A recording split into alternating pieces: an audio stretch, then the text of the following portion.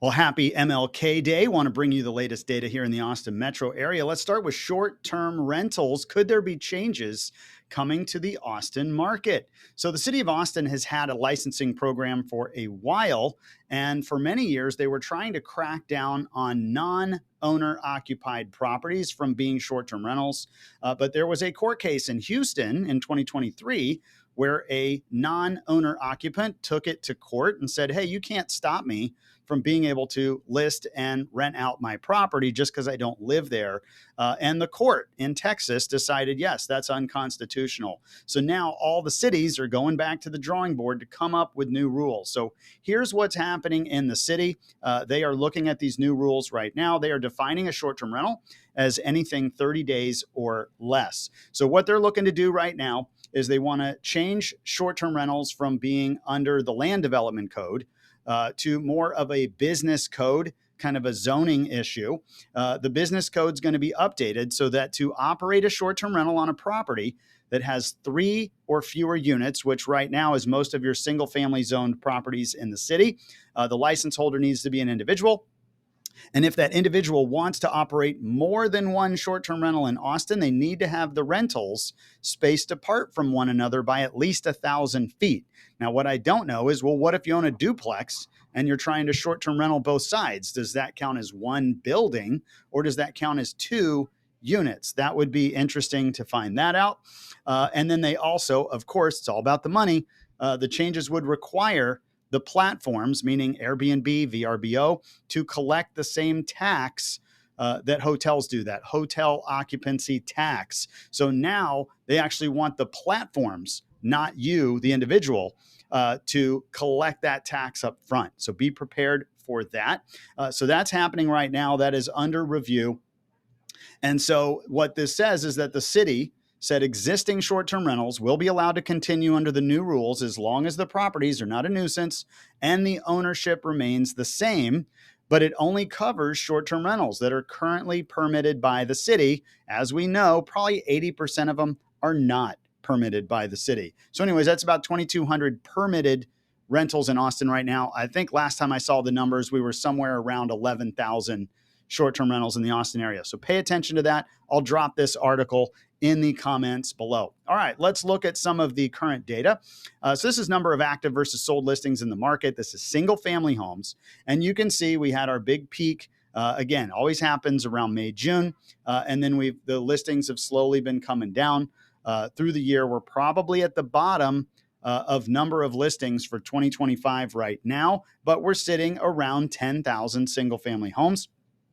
Sales have been really, really slow, but we will see this pick up. We're still in mid-January. And so I wouldn't be surprised if it equals December by the time we get done. That'd be about 2,500 properties. So keep an eye on that. We'll see how that plays out. This is historic sales price trend. So this is the median home price across the entire metro. Basically, you see a little drop off at the end of the year. That's very common. This is January. And again, we haven't closed probably at least half of the January sales, number one. And number two, January typically has the lowest price. Why? Because it's December buyers that are closing in January. And in December, the market is typically very slow. You're in the middle of the holidays. There just aren't a lot of buyers, and sellers are usually more willing, if they really want to get that home sold before the end of the year, they might be a little more willing to cut a deal. And so anyways, you see the prices coming a little lower in January, but it's not done yet. So watch that area. But if we look back at the beginning of the year, 439 median home price. By the time we got to December, we were at 444. Pretty flat year. I mean, you can argue we appreciated maybe a tiny amount, but really a pretty flat year. You don't see a big, heavy bell curve in 2024. The other reason is rates were pretty steady. They kind of bounced between 6.5 to 7.5 all year, and it just kind of kept the market where it is. And again, if you go back a couple weeks, look at my predictions, I think I wouldn't be surprised if we see another year like this, unless we see rates really come down. All right, let's look at some rental data. So this is December, and the top box is single families. 2023 is the first column, 2024 is the second column, and then the difference. So leases came down on single families, and new listings came down. The median price year over year is down about 2.5%. Not as bad as what we saw in maybe some of the multifamily properties throughout the year. But again, this is only 1 month of data. But again, we saw, just stagnant, a little longer. Days on market up 17%. So it's taking longer to get these properties leased out. But fortunately, we're seeing listings start to come down a little bit. That's good news. If we look at duplexes, leases were also down. Listings were up a little bit. Median and average sold price was pretty flat. I mean, I know it looks like it goes up and down here, but I'd call it flat. But the days on market is huge, 40% longer to get those leased out. I think because they're usually not in as good condition, number one, and number two, they compete more with apartments. So again, we're going to be watching rental data as well as sales data. Keep an eye on that. All right, here's a couple headlines that I kind of laugh at. So Austin's been number one on a bunch of lists for years. And so what's happening is now we're not number one anymore. And so the headlines are all like, Austin's dropping, about this is the Milken report, which looks at kind of the economic business capabilities of each city and kind of how powerful they are. Raleigh's been doing great. That's a very competitive city with us. But Austin dropped to number 6. Boo-hoo. I mean, we're still in the top 6. It's okay. But they got to write something. But the point is like, hey, we've got some more competition. We do have a few headwinds. And so we're not number 1 anymore. We were last year. Now we're number 6. Keep an eye on that. But I look at the bottom of the list. You got Memphis is like 196th, Youngstown, Ohio, 199th. I mean, where do you want to be? I'll take the top 10. Here's another one. Austin has fallen out of favor with millennials. Some report shows. And so anyways, smart asset. But if you look at the list, if I scroll all the way down, top 10 magnet cities for millennials, we're still number 9. It's okay. We're going to be all right. All right, finally, let's talk about mortgage rates.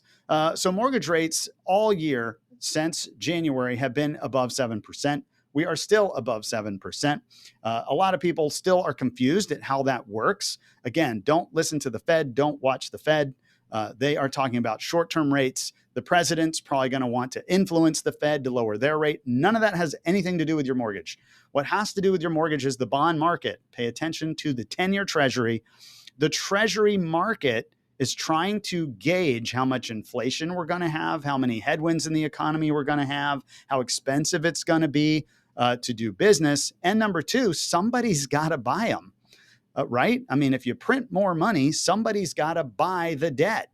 And so the more debt we print, the harder it is to get that many buyers. So to lure the buyers, you're going to see rates go up to make it more attractive so that more people will want to buy the bonds.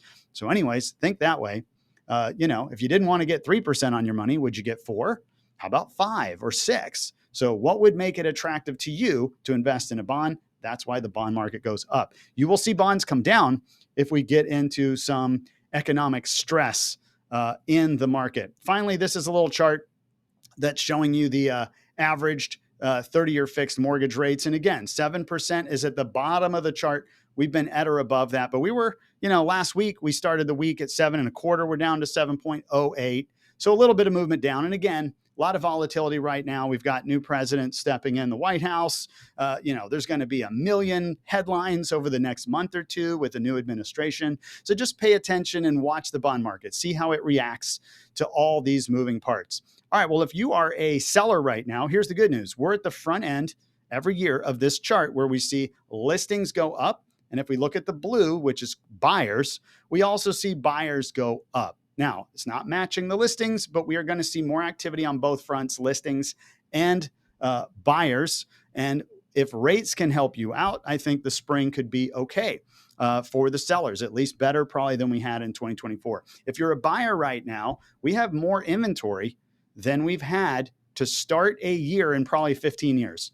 So, you look back at February last year, we only had 9,500 homes, just under. We're already at 10,000 homes, and we're still in January. So unless there's a wave of buyer demand, what's going to happen is we're going to get more listings, and you, the buyer, are going to continue to have a lot of options to choose from. I think it's a really good time to be looking for properties, especially some that even if they've been sitting around a while, you might even be able to get a good deal on that property. Anyways, I hope this was helpful. Make sure to watch our videos each and every week. You can click the subscribe button on my YouTube channel. and it will automatically get sent to you. And of course, if you know anybody looking to buy, sell, or invest in Austin, we would love the opportunity to talk with them right now and see what opportunities we can find in the market. Anyways, if you are in Austin right now, bundle up. We're going to be below freezing the next 5 days, at least at night. And we have a little bit of chance of some snow overnight. I know my kids are excited about that.